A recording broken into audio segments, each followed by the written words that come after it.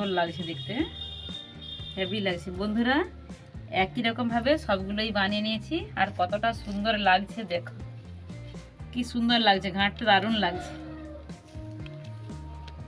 এবার এগুলোকে আমি ওই গরম দুধের মধ্যে ছেড়ে দেব।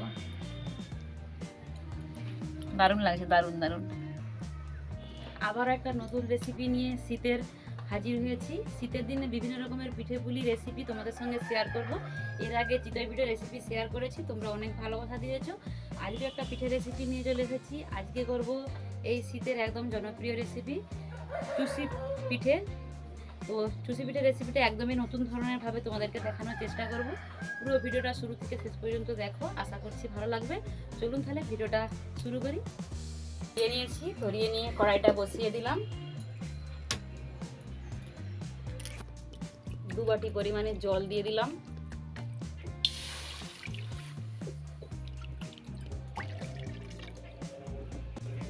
বন্ধুরা, চুষি পিঠে বানানোর জন্য আমি 1 বাটি শুকনো চালের গুঁড়ো নিয়েছি। এটা শুকনো চালের গুঁড়ো, তাই আমি 2 বাটি জল দিলাম। এটা সেদ্ধ চালের গুঁড়ো নিয়েছি, তোমরা চাইলে আতপ চালের গুঁড়ো নিতে পারো, কোনো অসুবিধে নেই। তো 1 বাটি আমি চালের গুঁড়ো নিয়েছি, তাই ওখানে আমি 2 বাটি জল দিয়েছি। এখন জলটা গরম হতে থাক।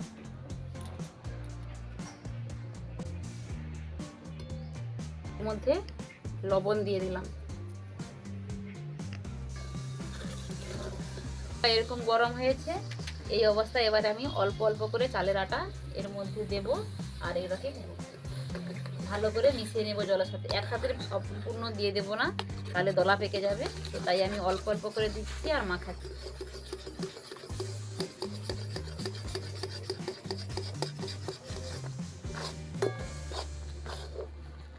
এটাকে নামিয়ে নেব।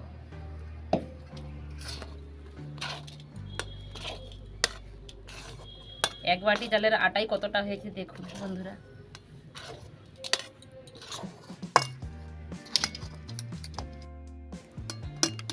এবার আমি এতে নামিয়ে দিলাম, ঠান্ডা হওয়া পর্যন্ত অপেক্ষা করব। বন্ধুরা, কড়াইটা বসিয়ে দিলাম। লিকুইড দুধ আগে থেকে জাল করে ঠান্ডা করে রেখেছিলাম। 1 লিটার দুধ জাল করার পর যতটা হয়েছে ততটাই দিয়ে দিলাম। কিছুটা পরিমাণ জল দিলাম শুদ্ধ। এটা দিকে ফুটতে থাক। এবার আমি অন্য প্রসেসিংগুলো করব। কাজে করে রেখেছিলাম এটা, এইবার এটাকে হাত দিয়ে ভালো করে মুথে নেব, আর অল্প অল্প শুকনো চালের আটা এর সাথে দেব। যতটা পরিমাণ চালের আটা লাগবে সেই পরিমাণে দিতে হবে, এর কম বেশি দেওয়ার কোনো প্রয়োজন নেই।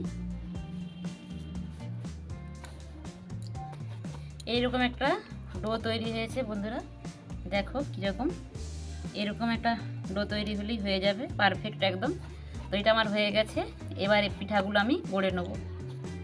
একটু চালের আটা ছড়িয়ে দিচ্ছি যাতে না লেগে যায়। আর এই যে ডোটা বানিয়েছিলাম, এই ডোটাকে এবারে কাঁচি দিয়ে অল্প অল্প করে কেটে দেব। এরকম ভাবে আগে কেটে নেব।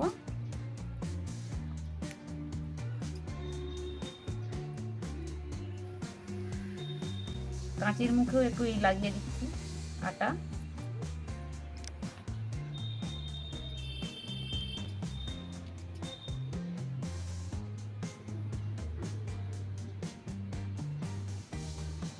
একদম আলতো হাতে করতে হবে, তাড়াহুড়া করলে কিন্তু হবে না।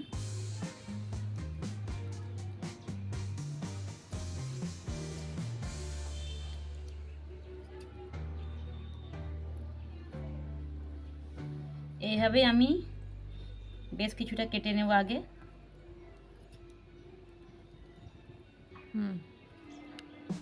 এইভাবে কাঁচি দিয়ে কেটে কেটে করলে অনেকটাই সুবিধে হয়।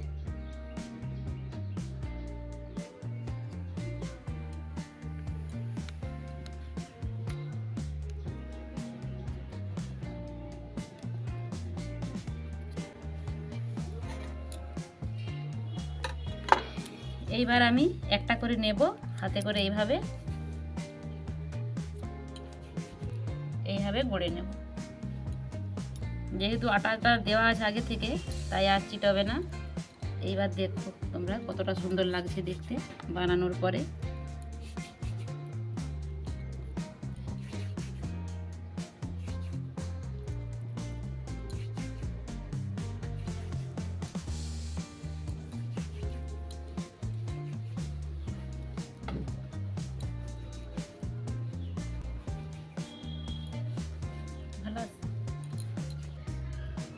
বন্ধুরা এভাবে আমি গড়ে নিয়েছি। একই রকমভাবে আমি সবগুলো আগে গড়ে নেব। একই রকমভাবে আগে আমি সবগুলো গড়ে নিয়ে তোমাদের সামনে আবার ফিরে আসছি। আমি তো দেখালাম কিছুটা বানিয়ে, এবার সবগুলো গড়া হয়ে গেলে আবার বাকি প্রসেসিংটা দেখাবো। কি সুন্দর লাগছে দেখতে, হেভি লাগছে বন্ধুরা।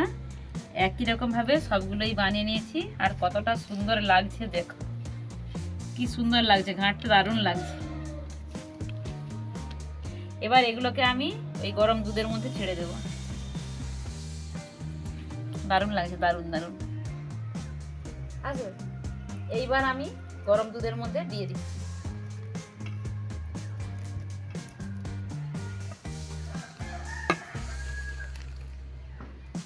দেওয়ার পর সঙ্গে সঙ্গে ঘাঁটবো না, একটু তাপ লেগে গেলে তারপর ঘাঁটবো, সঙ্গে সঙ্গে ঘাঁটলে সব ভেঙে যাবে।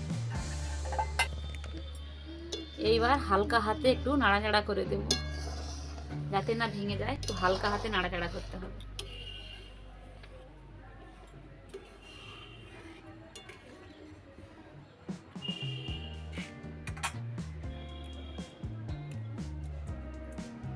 এবার দুটো এলাচ ফাটিয়ে দিয়ে দেব। দুটো এলাচ ফাটিয়ে এর মধ্যে দিয়ে দিলাম।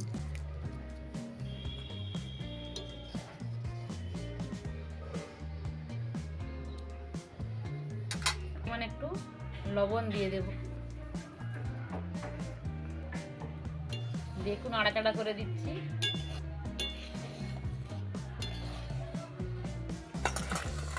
মিষ্টির জন্য আমি বাতাসা ব্যবহার করছি। তোমরা চাইলে শীতের দিনের গুড় কিংবা চিনি যা কিছু ব্যবহার করতে পারো, কিন্তু আমি বাতাসা ব্যবহার করছি। আমাদের বাড়িতে বাতাসার মিষ্টিটা একটু খেতে বেশি পছন্দ করে, তো তাই আমি বাতাসা দিচ্ছি। যে যেমন। এবার এটাকে আগে সিলটা কেটে নিই।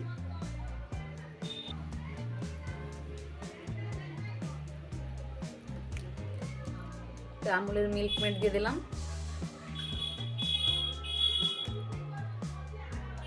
এবার এটাকে ঘেঁটে দিচ্ছি মিল্ক মেডটাকে।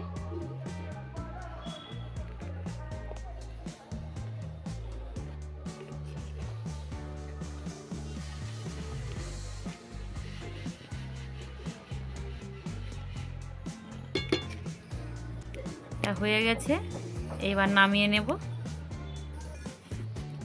এবার ঢেলে নিচ্ছি আমি।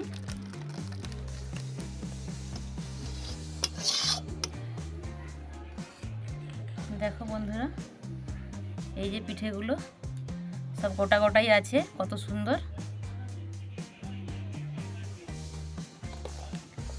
দেখো সব কিছু ভেঙে গেছে, কিন্তু কিছু গোটা আছে। সব গোটা থাকে না এই পিঠে, কিছু ভেঙে যায়।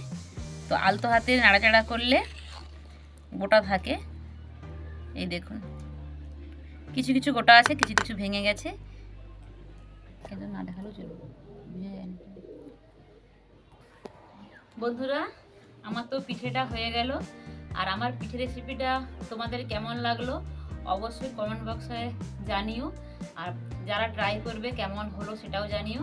নতুন বন্ধু হলে বলবো প্লিজ আমার চ্যানেলটিকে সাবস্ক্রাইব করে আমার পাশে থেকো। তো আজকের মতো বিদায় নিচ্ছি, আবারও দেখা হবে পরের কোনো ভিডিওতে।